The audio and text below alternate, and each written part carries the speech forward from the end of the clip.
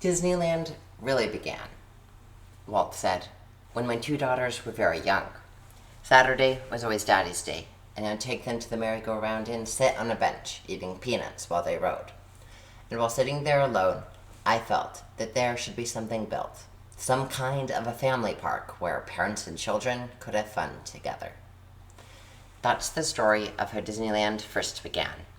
Today, that story is extensive and ongoing. So much so that to save time, I'm afraid we can only look at the bare necessities. Naturally, rides, known as attractions at Disney theme parks, are central to any guest's experience. But how does the happiest place on earth create a wide variety of attractions that are appealing to the whole family, like Walt had envisioned?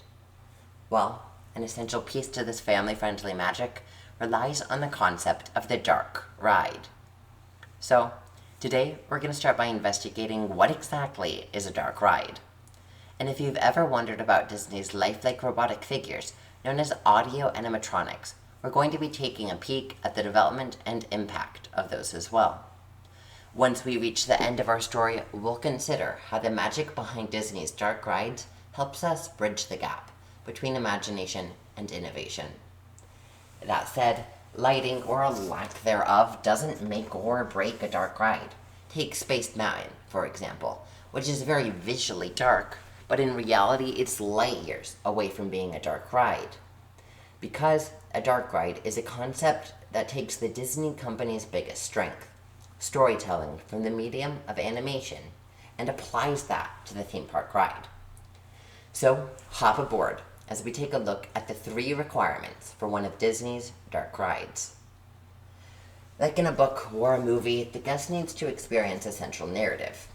However, this doesn't need to be any sort of complex plot. Like in a world of happiness and a world of tears, you might find it surprising that It's a Small World is a great example of a dark ride that seamlessly integrates a narrative. Because from the moment you leave that clock tower, there's a clear beginning. And there's a clear ending when the ride literally bids guests farewell in a number of languages. However, the crux of this narrative is about sailing all around the world, passing from country to country and culture to culture, all under just one golden sun. Leaving guests with the message that maybe the world isn't as big and daunting as it always may seem. And a song that leaves such an impression that you'll never forget it. However, just wishing on a well isn't going to create a clear narrative. For everything to work cohesively, there must be a link between the space and that story. So, imagine careening around a corner on Snow White's Scary Adventures, where you're trying to escape from the clutches of the evil queen. And just when you think you're finally safe and in the clear, your ride vehicle jerks to a halt. Due to this mechanical malfunction, the story has stopped, and any enjoyment you are feeling, well, that's quickly dwarfed by grumpiness, because now you're stuck in a creepy, abandoned forest. And so, you're unable to continue moving through the story until the ride starts up again. And so, both you and Snow White don't get to achieve that happily ever after. Unfortunately, we can't expect a fairy godmother to appear either. Say bippity-boppity-boo, and expect guests to have a good time. Instead, to make Walt's dream a reality, we actually need to put the narrative first, not the thrills of a ride. To understand this a little bit better, let's dive in Splash Mountain, where everything is satisfactual as an example of a dark ride. As we follow the adventures of our protagonist, Brer Rabbit, the drops that this ride is so famous for are actually an accessory to the narrative. The first literally dropping us into the story. The second occurs at the midpoint, where the tension and the plot begin ramping up. And then, at the third and final drop, as we're building up to it, our protagonist, Brer Rabbit, is in his biggest danger as we're approaching that final drop. He's about to be eaten by the fox, the antagonist. However, the clever rabbit escapes, literally bringing us down into the resolution. And so, that final reprise of zippity-doo-dah at the end feels extra impactful for guests. Because Walt Disney rejected the traditional theme park formula with this concept of the dark ride, the nation's theme park owners were in a laughing place. believing he was doomed to fail. Nevertheless, Walt risked it all and put his company on the line in order to secure the funding for Disneyland's completion. With such a clever way of integrating the thrill of a ride with the intrigue of a story, it's pretty easy to see why.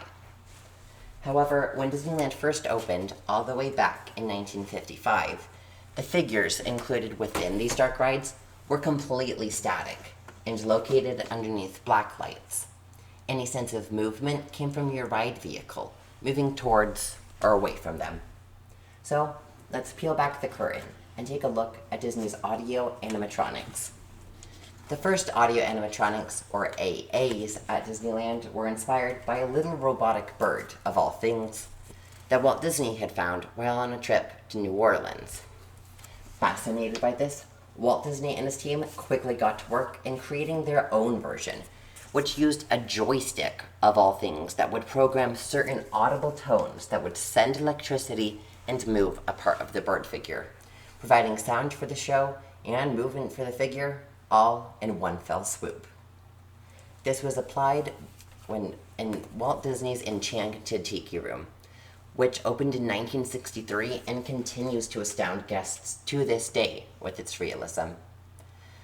However, after the success of the Tiki Room, Walt Disney and his team set out to do more than make birds sing and flowers croon. They did this by creating and integrating over 100 fully lifelike human audio animatronics into Pirates of the Caribbean, which opened in 1967 and continues to fascinate guests from all around the world with its realism. Why is this important? Well, it's because these dead men do tell tales, and guests get to see pirates doing just that. Another fascinating attempt at creating a dark ride figure is the infamous Hatbox Ghost from the Haunted Mansion. This ghost was designed to have his head disappear into a hatbox he was holding, and then reappear on his shoulders moments later by having a light switch on and off at each location to create the illusion of the head moving. Unfortunately, due to technological limitations of the time, the Hatbox Ghost was removed just days after the ride's opening in 1969. Right now, only one original image of the Hatbox Ghost still exists. But this didn't stop the Disney Company. Over the last several decades and through constant trial and error, that has allowed the Disney Company to revisit the concept of the Hatbox Ghost and transform him into a fully functional AA that rematerialized in the Haunted Mansion in May of 2015. Now there really is room for 1,000. As rides are updated or removed, people can get pretty upset. And so it's important to remember one of Walt Disney's incredibly famous quotes, explaining that Disneyland will never be complete, because it's always in the process of development and change. That innovation is present in what we've seen over the past several decades with audio animatronic technology, which is able to elevate the guest experience and take immersion to the next level by populating the unique worlds, and more importantly, the unique stories of these dark rides. But in order to understand the full picture, we need to take a look back before Disneyland opened and understand that most of the money went into landscaping and theming, because Walt understood that the experience of each dark ride should begin the moment you step foot inside the park. The evolution of theme parks around the globe has been profoundly impacted by Walt Disney's initial vision. By creating an unbeatable experience with tons of imagination and creativity, there's no question why the magic behind Disney's dark rides has captured the imaginations of millions, including myself. But when everything is said and done, it's most important to remember that this is the story of one man's dream, which overcame immense obstacles and suffocating opposition along the way, so that today we can see why our own dreams shouldn't be stopped by a difficult month or a difficult year. I love Disneyland because it provides me with a sense of hope that everyone else can experience as well. Because despite having dark rides, Disneyland is not a dark park. Remembering that will help us bridge the gap between imagination and innovation. Thank you.